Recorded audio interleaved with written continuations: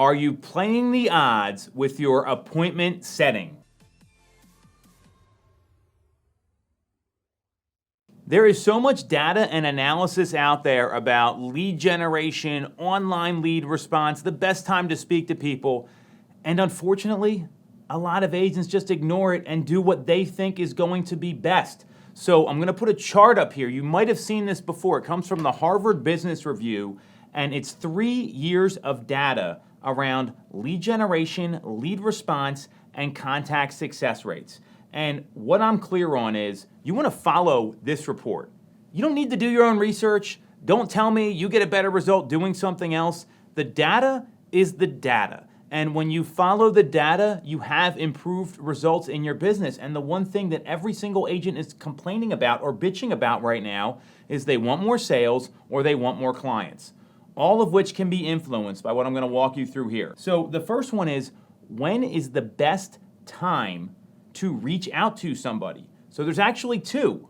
It's the 8 to 11 and the 3 to 6 time blocks. Shocking, I know. How many times have you heard this before? So knowing that's the case, that there's a 164% better chance that you reach someone in the late afternoon than between 1 and 2 o'clock. When a lot of agents want to make their calls, it's actually like the lowest response time if you look at the chart here. So tailor your day and time block your day around, here's when I'm able to make highly effective phone calls with a greater chance that people are going to pick up at the phone so I can talk to them about their real estate needs.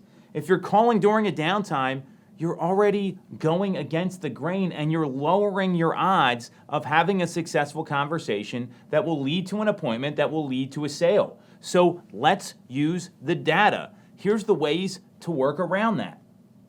Don't schedule appointments when you need to be scheduling appointments for yourself. Don't meet buyers first thing in the morning.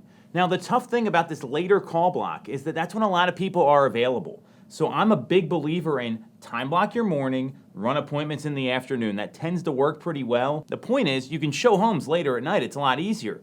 Don't sacrifice the morning time block. It's a big mistake. At least prioritize one of these on a daily basis consistently in a disciplined manner so you can reach out to people and have conversations about real estate. Simple, easy. That's number one. Secondly, when are the best days to reach out to people?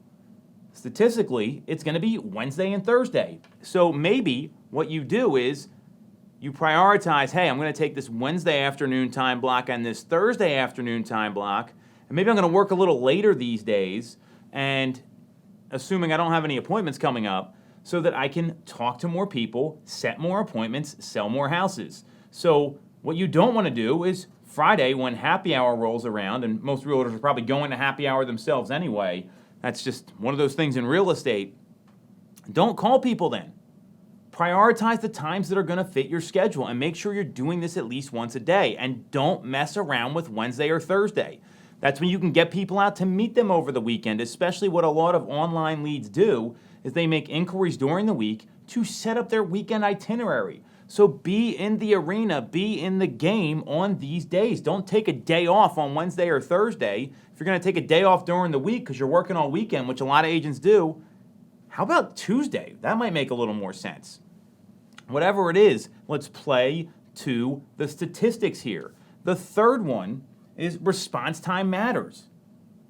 You see a 10 times decrease if you wait to call a lead for 5 minutes.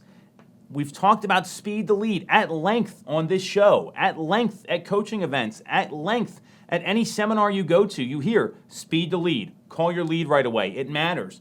All the big players do it, Zillow, Realtor.com, whomever. They prioritize speed the lead. Well, if you just sit there and get the lead and wait on it and don't call them right away, one, they might reach out to somebody else. Two, statistically, you're not going to have the same success getting that person on the phone.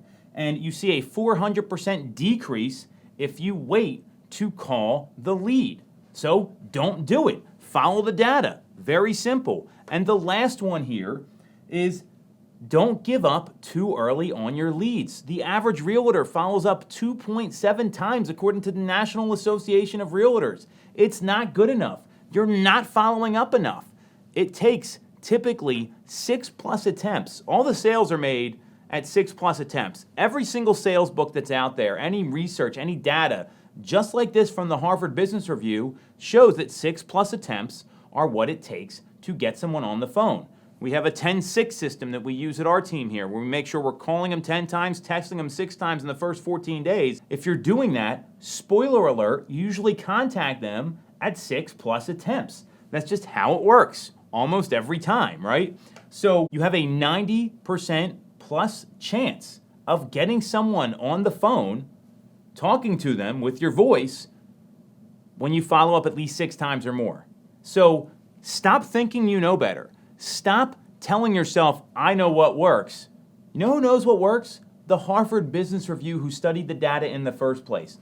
Take these 4 data points, apply them in your business, commit to them, and guaranteed you'll talk to more people, set more appointments, and sell more houses.